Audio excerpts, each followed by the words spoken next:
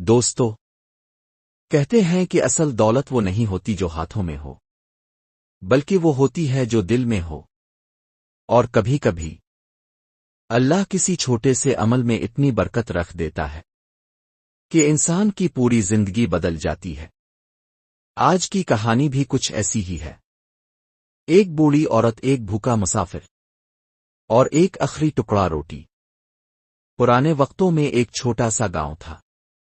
وہاں ایک غریب مگر اللہ والی بڑھیا رہتی تھی۔ نام تھا زینب۔ اس کے پاس کچھ نہیں تھا، بس ایک چھوٹی جھونپڑی، تھوڑا سا آٹا اور دل کا سکون۔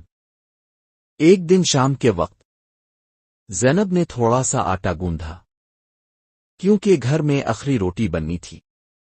وہ روٹی تنور پر رکھ رہی تھی کہ باہر سے کسی کے قدموں کی آواز آئی۔ دروازے پر ایک مسافر کھڑا تھا، چہرہ گرد سے اٹا ہوا، آنکھیں بھوک سے پیلی۔ آہستہ بولا، اماں، 2 دن سے بھوکا ہوں، اگر کچھ کھانے کو مل جائے تو اللہ خیر کرے گا۔ زینب نے تنور کی طرف دیکھا، صرف ایک روٹی تھی۔ اپنی بھی بھوک تھی، مسافر کی بھی ضرورت۔ دل نے کہا، یہ میری ہے۔ ایمان نے کہا، اللہ کے نام پر دے دو۔ وہ مسکرا دی، روٹی اتاری، مسافر کو دے دی۔ مسافر کی آنکھوں میں آنسو آ گئے۔ اس نے دعا دی، اللہ تمہیں وہ دے جو تم نے کبھی مانگا بھی نہ ہو۔ مسافر چلا گیا، بجھا ہوا تنور، خالی گھر، لیکن زینب کے دل میں عجیب سکون تھا۔ رات کو وہ سو گئی۔ اگلی صبح دروازے پر زور کی دستک ہوئی۔ باہر گاؤں کے لوگ کھڑے تھے۔ ایک شخص نے کہا، اماں، تمہارے بیٹے کا خط آیا ہے۔ بیٹا سالوں سے پردیس میں تھا۔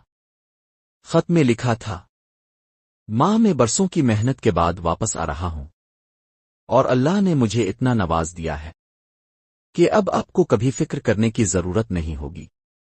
میں آج شام تک پہنچ رہا ہوں۔ زینب کی آنکھوں میں خوشی کے آنسو آ گئے۔ مسافر کی دعا، اس ایک روٹی کی برکت، سب اسے یاد آنے لگا۔ شام کو اس کا بیٹا آیا، تندرست، خوشحال، اور دونوں نے گلے لگا کر رونا شروع کر دیا، گویا اللہ نے کہہ دیا ہو، میری راہ میں جو دیتے ہو میں اسے کبھی ضائع نہیں جانے دیتا۔ دوستو، زندگی میں کبھی نیکی چھوٹی نہیں ہوتی۔ ایک روٹی، ایک مسکراہٹ، ایک مدد، اللہ کے ہاں سب لکھا جاتا ہے، اور کئی گنا بڑھ کر لوٹایا جاتا ہے۔ یاد رکھو، اللہ کی راہ میں دیا ہوا کبھی کم نہیں ہوتا۔